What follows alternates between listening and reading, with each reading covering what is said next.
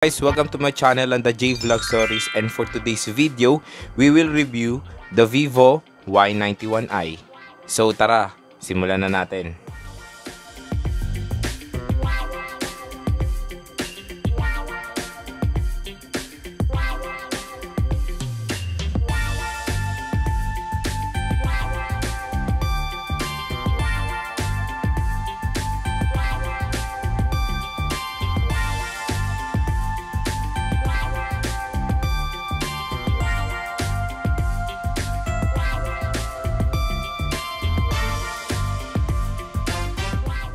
Si Vivo Y91i ay na-release dito sa Philippines noong December 2018 at ang official price niya dito sa Philippines ay 8,499 pesos or almost 8,500. Pero nung nag-purchase ako ng last week lang, March 2019, purchase ko na lang siya for only 6,990 pesos or almost 7,000 pesos. So parang nag-price drop na tong si Vivo Y91i at ka-level niya na ngayon si Huawei Y6 Pro 2019 at saka si Oppo A3s saka si J4 Plus. Magkaka-same price na sila ngayon na 7,000 pesos. So good news, nag-price drop na tong phone na to, kaya swak na to ngayon sa budget nyo. Pag-usapan natin yung overall design netong phone na to. Makikita natin na yung back cover niya ay gawa sa plastic, polycarbonate. Ayan, plastic siya. And take note, alam nyo naman ang plastic, madaling magasgasan. Kaya siguro nag-include na agad sila ng jelly case para maproteksyonan nyo na agad tong phone nyo from scratches. Pero napansin ko, hindi naman siya fingerprint magnet. Ayan, dahil siguro dun sa gradient color niya at dun sa glossy finish niya. Kaya siguro hindi siya masyadong fingerprint magnet. So good news, hindi siya madaling magkakaroon ng mga smudges, pero madali siya magasgasan, so kailangan niya talagang ng casing.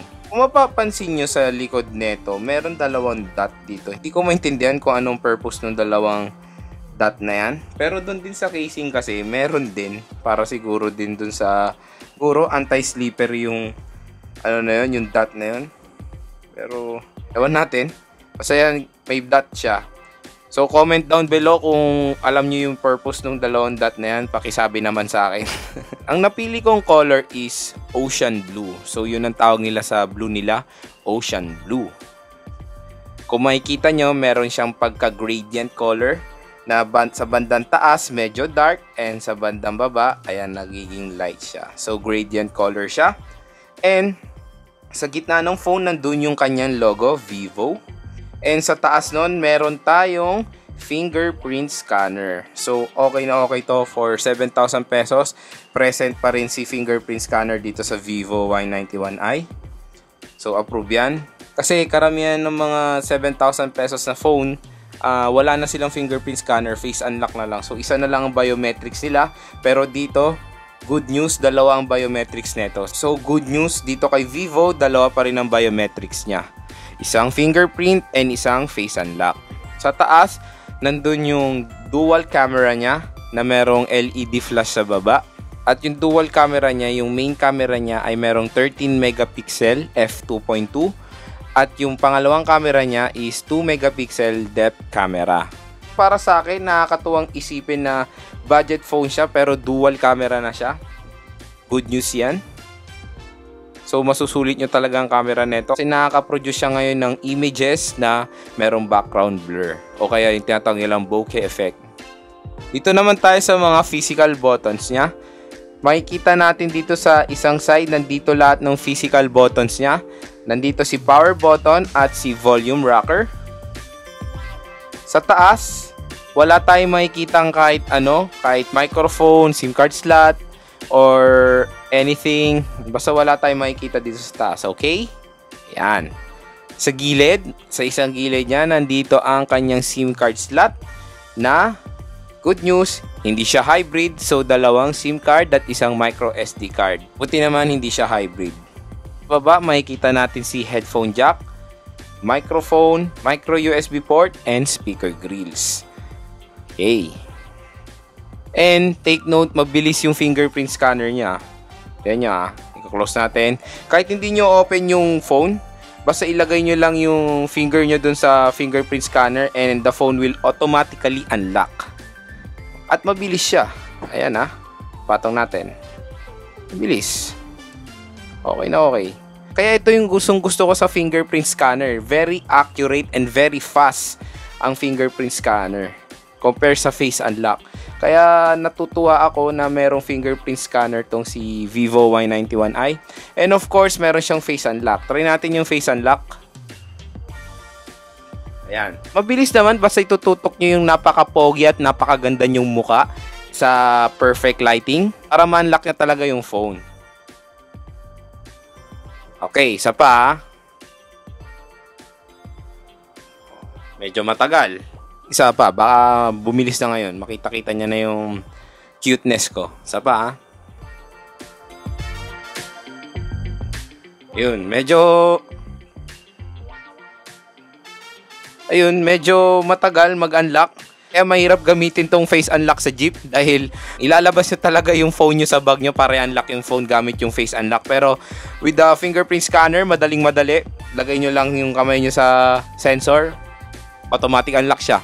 So isang paalala mula kay Sir J, yung face unlock ay mahirap gamitin sa Jeep. So ayan, take note. Okay, dito naman tayo sa screen. Gusto ko yung screen niya kasi malaki. Perfect for gaming yung ganitong kalaking screen. Kaya for me, nagustuhan ko yung screen niya. Kasi yung screen niya ay merong 6.22 inch at HD Plus IPS LCD display tong phone. And of course, yung resolution niya, meron siyang 720 by 1520. So, 720p lang yung resolution nito. And meron siyang 19 by 9 aspect ratio. At of course, hindi mawawala dyan yung notch niya. Alam nyo naman ngayon, 2019, halos lahat ng phone meron ng notch. So, syempre, hindi magpapahuli si Vivo dyan, kaya meron din siyang notch. And dun sa bandang taas ng notch, makikita natin dun yung front camera niya. At yung front camera niya ay merong 8 megapixel f2.0. And syempre yung earpiece niya nasa pinakataas na talaga. So sagad na talaga to the max yung earpiece niya. Kasi yun nga, ina-achieve talaga lahat ng karamihan ng phone ngayon yung edge-to-edge display.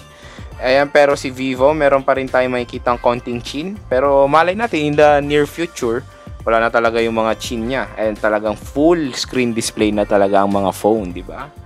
Sa OS naman, out of the box, meron siyang Android 8.1 Oreo. Merong FunTouch OS 4.5. At sa chipset naman, Snapdragon siya. Meron siyang Qualcomm Snapdragon 439. And sa CPU, meron siyang octa-core CPU na merong 1.95 GHz. And sa GPU, meron siyang Adreno 505. Doon naman tayo sa RAM at saka sa internal storage niya. Yun lang, medyo nalungkot ako dahil yung RAM niya is maliit. Nasa 2 GB lang ang RAM nito. And yung internal storage niya talaga ang sakit sa ulo. 16 GB lang yung internal storage nito. Kaya out of the box, available storage na lang na meron is around 8 GB na lang ata, I think. So ayun, medyo anliit nung storage niya. Kulang na kulang talaga sa mga phone ngayon this 2019. So yun, ulitin ko, ang RAM niya is 2 GB and yung internal storage niya is 16 GB lang. And kung mapapansin nyo, naka-install naman ako dito ng Rules of Survival, tsaka PUBG Mobile and Mobile Legends. Pero yun nga lang, ang available storage ko na lang is 1 GB na lang. So hindi kayo pwede mag-install dito ng mga games na power hungry at the same time. So isa-isa lang. Kung ano yung talagang nilalaro nyo, doon muna kayo mag-focus. Kasi madaling mapuno yung memory niya. And take note for me, ang pagkakaalam ko lang hindi ako sure, pero hindi nyo pwedeng ilipat yung apps niya sa micro SD card. So talagang kulang na kulang yung storage nyo. Lalo na pag mahilig kayo mag-games. Kahit na mayroon kayong micro SD card, hindi nyo magagamit siya for the apps. Magagamit nyo lang yung micro SD card for files, document, picture, videos, and music. So ayun, hindi siya pwede sa apps. Yun ang pagkakalam ko. And sa battery. Yung battery niya, nakalagay rin sa box. Yun yung minamarket nila. Bigger battery. So, ang battery nito is 4,030 mAh battery. So, malaki talaga yung battery nito. And based sa experience ko nung nag-games ako, okay naman talaga yung battery niya, matagal talaga gamitin.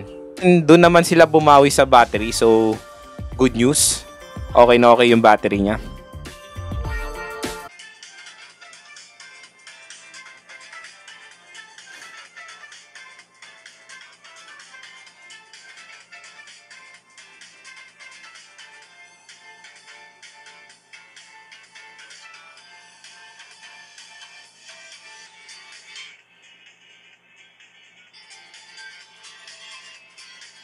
Channel lang the J-Vlog Stories, and for today's video, we will compare two phones, ang Vivo Y91i at ang Huawei Y6 Pro 2019.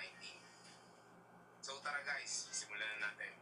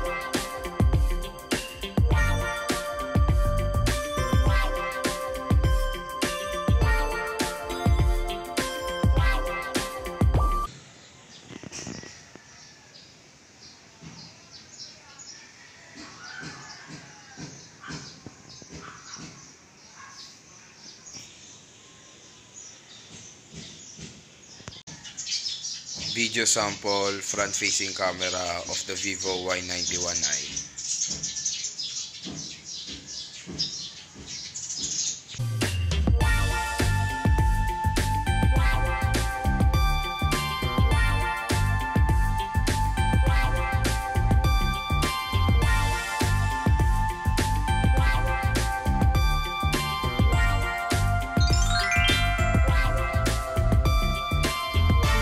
Shoutout nga pala kay Lonely Fuzzy, kay Lee Reposposa, Arnold Barry Cruz, YT Gaming, at kay Aldrin Lloyd Havar.